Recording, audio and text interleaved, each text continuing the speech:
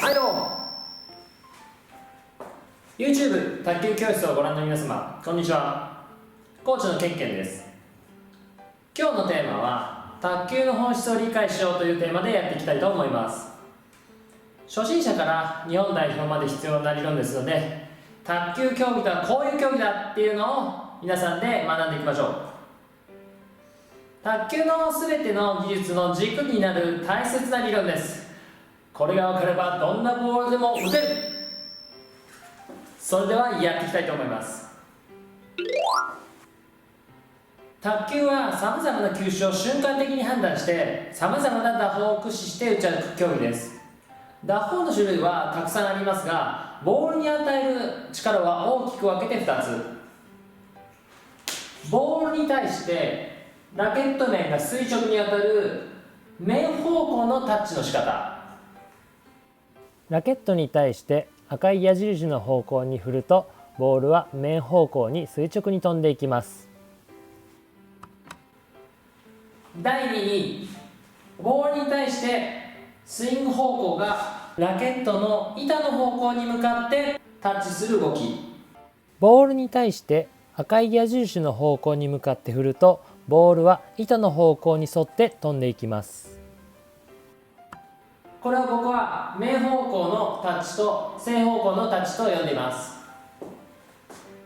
この2方向のタッチを駆使してボールを打っていきます。常に変化しているボールに対して1種類のスイングで対応するのは不可能です。そんなこと言っても僕は同じ振りで入るよ。適当に打っても入るよ。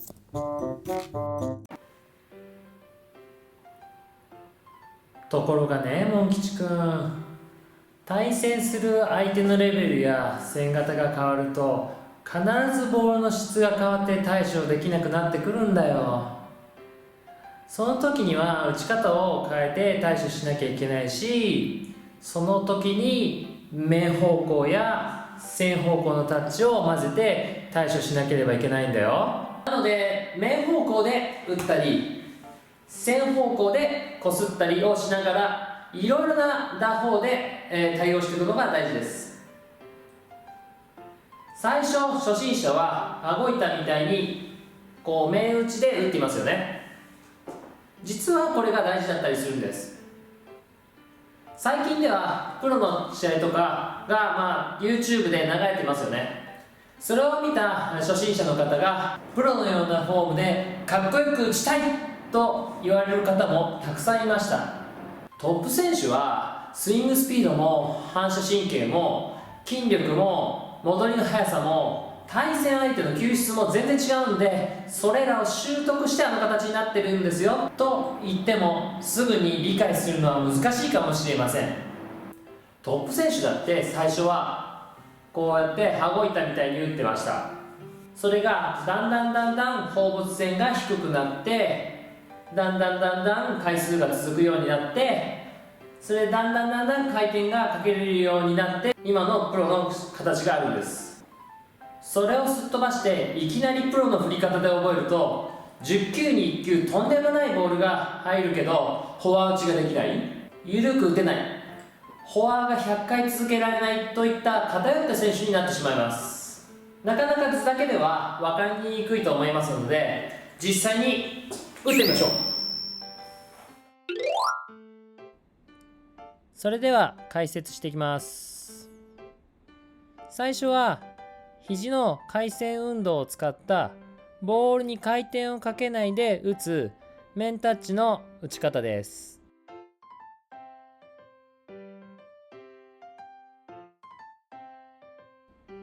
主にスマッシュや相手の強い回転、スピードボールに対してブロックするときに使います。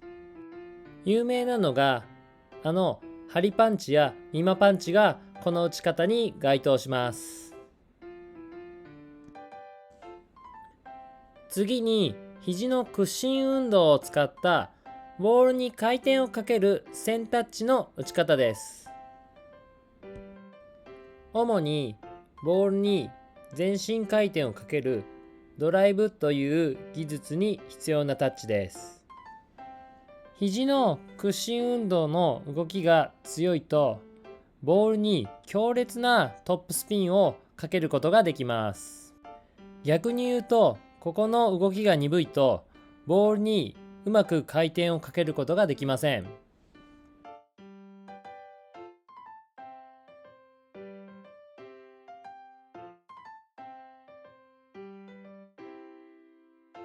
次にペンホルダータイプなんですが、基本的には体の使い方は一緒です。ですが、ペンホルダーはラケットが下がりやすいので、手首を使ってラケットを上げるとうまく面タッチができます。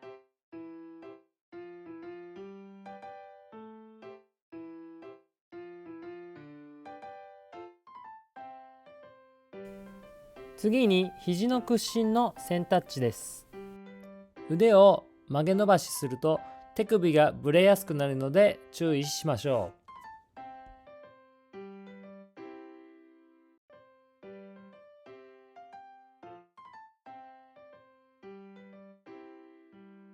次に肩関節を使った線タッチの打ち方です。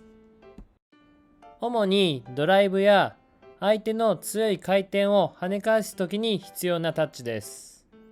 肩関節だけでボールを無理やり飛ばそうとすると肩の怪我の原因になったりしますので、肩だけで振るのではなく、うまく前腕の動きと体幹の動きを一緒に使っていくと良いでしょう。次にバックハンドのタッチを紹介します。シェイクの肘の屈伸を使った面タッチです。主に相手の強い回転やスピードボールに対してのブロックの時に使います。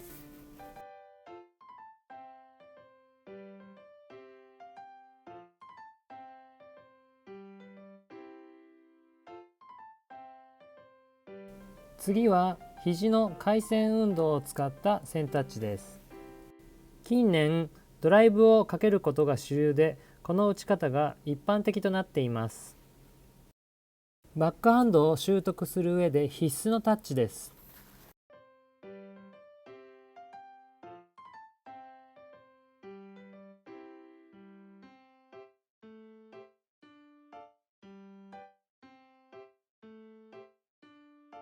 次に手首のしなりを使う面タッチです。コーチをしている中で非常に難しいと思うのが手首の使い方の指導です。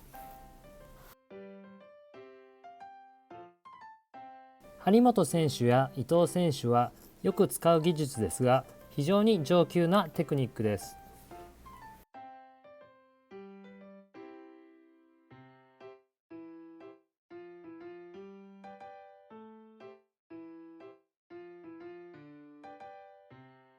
次はペンホルダーショートの前腕の屈伸の面タッチです。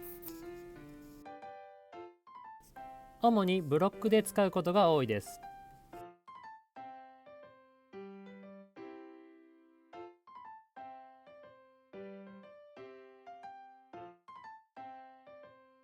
次はペンホルダーのショートで肩関節による線タッチです。相手の強い回転を跳ね返すときに使います。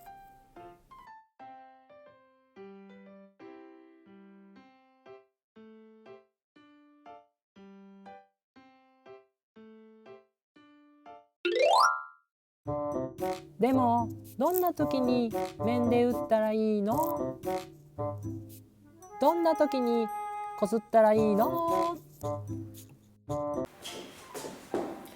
基本的には高い球は弾く面タッチ、低い球はこする線タッチで返球した方がいいかな。だけどこれは絶対じゃなくて場面場面で変化していくんだ。低いボールでも面で打つこともあれば高いボールをこすることもあるんだよ。それはこれからの動画で紹介していくから楽しみにしててね。いろんな面タッチや線タッチを紹介してきましたが、ここで一番大事になってくるのが同じラケット角度でも面と線ではボールの飛んでいく方向が全く違うってことだけしっかり理解してください。この2方向のタッチを自由に切り替えられる人ほどいろいろなボールに対処できます。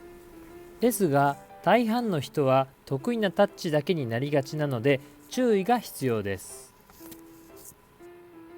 これからいろんな技術を紹介していきますが、このことを理解するとボールが入ったり入んなかったりの仕組みがすぐ分かるようになります。ぜひとも理解を深めてくださいね。